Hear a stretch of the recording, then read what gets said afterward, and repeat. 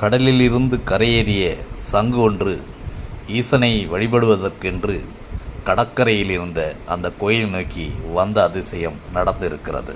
சென்னை பாண்டிச்சேரி கிழக்கு கடற்கரை சாலையில் எடைக்கழி நாடு கடப்பாக்கம் ஆகிய ஊர்களின் அருகே இருக்கிறது விளாம்பூர் என்கிற கடற்கரை கிராமம்.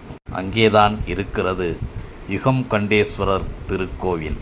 யுகங்கள் பல கண்ட ஈஸ்வரர் கலியுகத்திலும் பக்தர்களுக்கு அருள் பாலிக்க விளாம்பூர் கடற்கரையில் வீற்றிருக்கிறார்.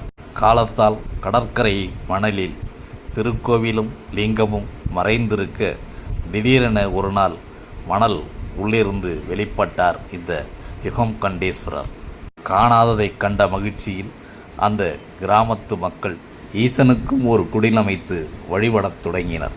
அந்த ஈசனை 2 நாட்களுக்கு முன்பு சங்கு ஒன்று வழிபட வந்ததுதான் ஆச்சரியம்.